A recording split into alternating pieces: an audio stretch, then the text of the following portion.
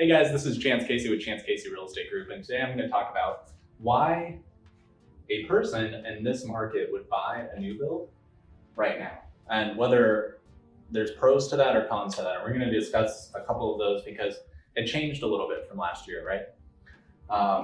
So one of the pros with buying from a builder, if you're in the market to buy a home, is that you're going to have lower closing costs typically.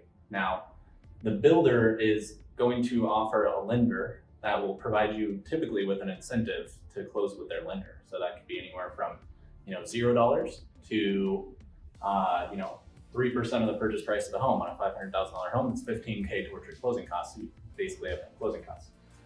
So that actually helps a lot for some people. Then also another pro is less competition. Now, I didn't write the whole thing out. We were doing like a video before this, and I'm just blurting some of my thoughts and stuff.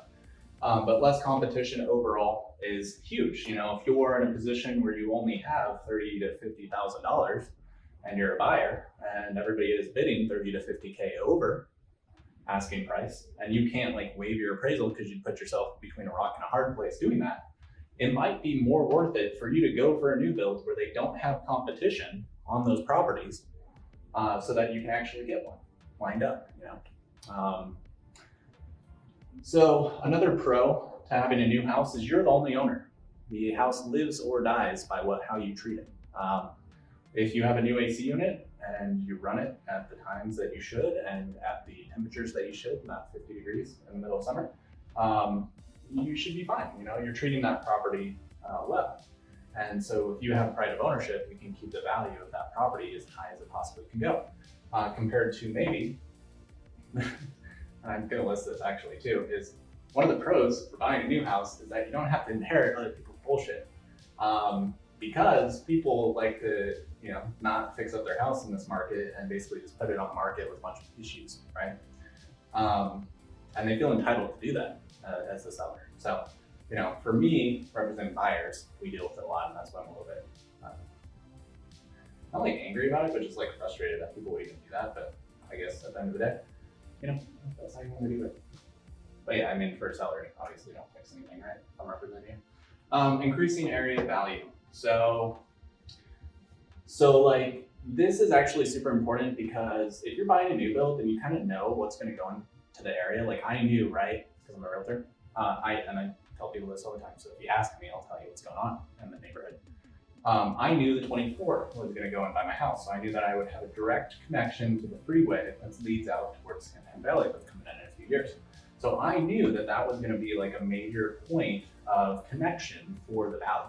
And so I bought a house that's right in the area because there's an outside fitness, there's going to be a QT, a Starbucks, brand new Safeway, and all this stuff. So there's increasing area of value in that neighborhood.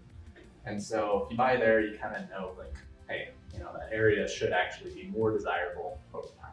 So doesn't necessarily mean the market's always going to go up, but at least that area is going to get better, right? It's not going to be a piece of dirt anymore. Some of the cons though to consider when buying a new build is that right now interest rates are rising. So about 2 months ago, I closed on a house for 3.375 interest rates.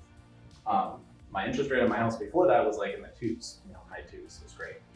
But now, if you call your lender, your interest rates might be 4.5 to 5.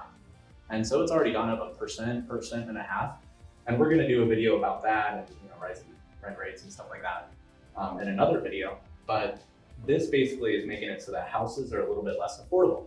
So if you're buying a new build and it's not closing for 12 months, you don't want to buy where you would cap out for your affordability or your debt to income ratio. And you can ask the lender what that is. But you don't want to buy right on the cusp of what you can actually qualify for, because if that interest rate rises between now and the time that you're closing, then what's going to end up happening is it could actually knock you out of the affordability zone and totally ruin your plans. So obviously, if you're working with a lender, you might want to lock your rate early, or you might want to, just see if they honor their original quoted price, right? Some of them do, or some of them are hey, we'll do it within a 0.5%, right? And that can actually negate the risks of the rising interest rates in the new build market right now, since it's going to be further down the line. Some builders are pushing back timeframes or reducing quality order to meet timeframes. And so we're having issues with this right now. I mean, we're fixing them, right? Because that's our job for our clients. But we're having issues with builders that will push back their timeframes like an atrocious amount. There's a couple builders out there that I just wouldn't even recommend because of this happening, to the point that it's like doesn't even make sense. And then there's some that are not building the homes as well. And this means that they'll like close without like a sink in the laundry room, right? Or like the front rock on your house is not working, right?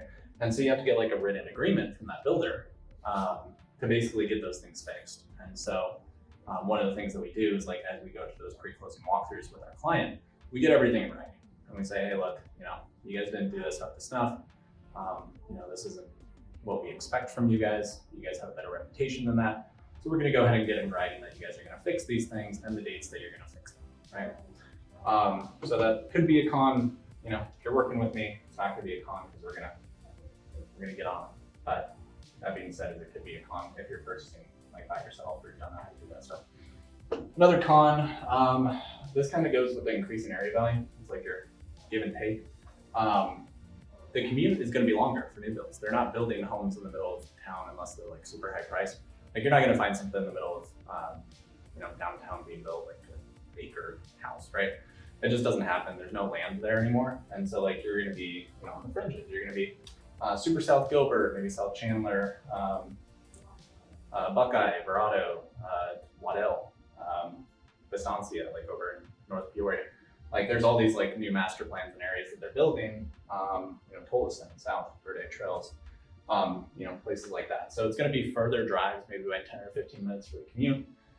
This typically works for people that like have kids and stuff like that because they're willing to commute to have more space for themselves and like stuff like that. But if you're not a person that likes to spend any time in your car, get a Tesla, have it drive for you. Just kidding. But like for real, the commutes can be a little bit longer on the new builds, and that is on for some people.